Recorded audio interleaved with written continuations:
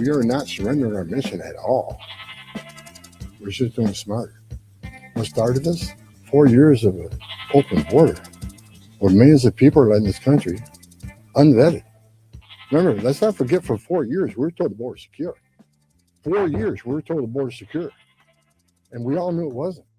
Tom Homan, Trump's border czar, in Minneapolis yesterday, talking about continued immigration enforcement as you've got concerns on the streets of just how exactly immigration is being enforced and our local police actually helping and keeping the peace. It is Illinois in Focus Daily. I'm Greg Bishop. Yes, of course, Homan was in Minneapolis yesterday talking to media after he went ahead and was appointed back over to see what's going on in Minneapolis. And you have the shooting death of Alex Preddy and Renee Good as something sparking a lot of debate across the country with protests continuing and questions about organizing those protests and what kind of dollars are being used there, why you don't have local law enforcement helping out. But while he was in Minneapolis, of course, you had Chicago Mayor Brandon Johnson this week talk about how he's looking to hold ICE officials accountable and what that looks like.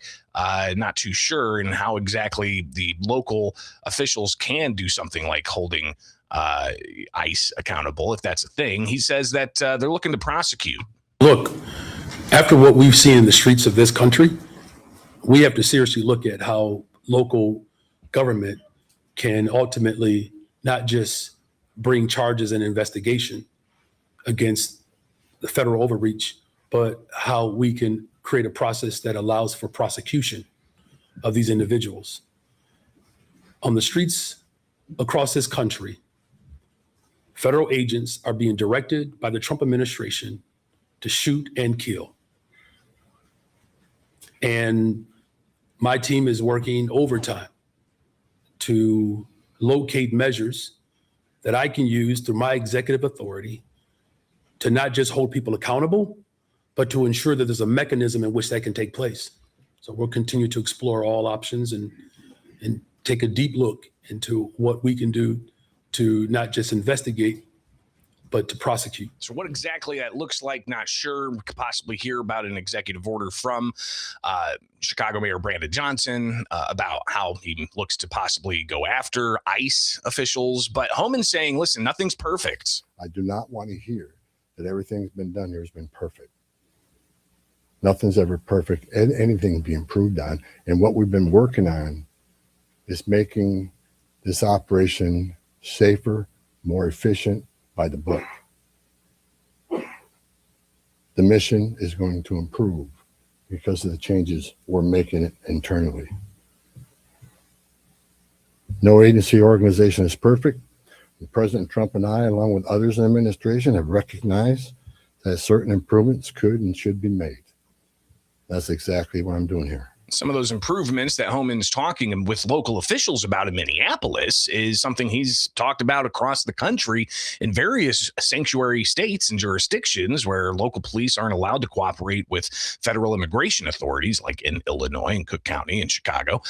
But he says, listen, the best, most common sense way to do this appropriately to enforce federal immigration law is to have that local cooperation.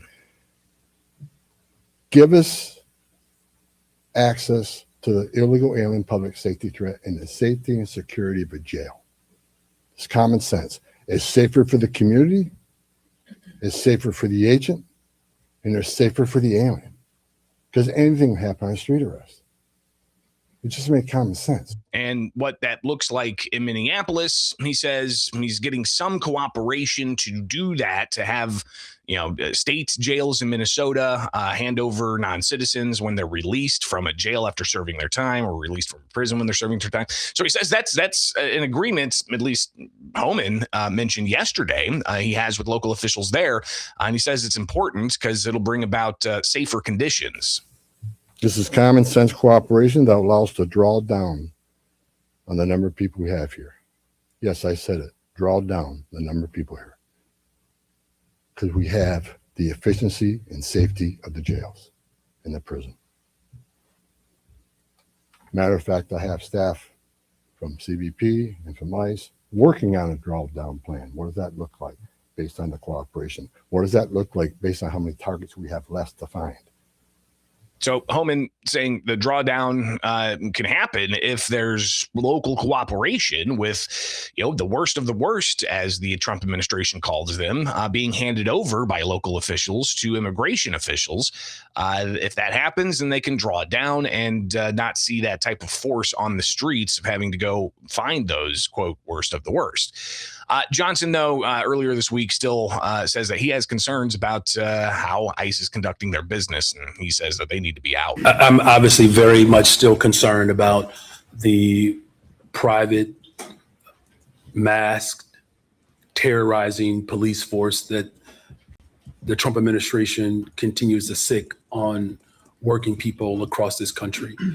It's why I've used every single tool that's available to me, and many mayors have looked to those tools that we've used. So the tools that the Johnson administration could possibly unveil with some kind of executive order, we're going to have to wait and see. And we'll be keeping you posted on all of that. All of that going on while you've got the ongoing question of what that accountability looks like. Today, there's another meeting of the Illinois Accountability Commission, and that starts at 9 o'clock, and it's going to be live streamed by our partners Blue Room Stream. This is, again, is Governor J.B. Pritzker's Illinois Accountability Commission. He says that he wants them to examine key Trump officials, and Pritzker going through in a news statement last night. He wants to look at Stephen Miller, Tom Homan, Kristi Noem, Gregory Bavino, Tricia McLaughlin, Corey Lewandowski, Todd Lyons, Rodney Scott, and additional deputies, and so on. So what that's going to look like today, obviously, we'll unpack some of it for you on Monday. It is Illinois in Focus Daily right here with the Center Square.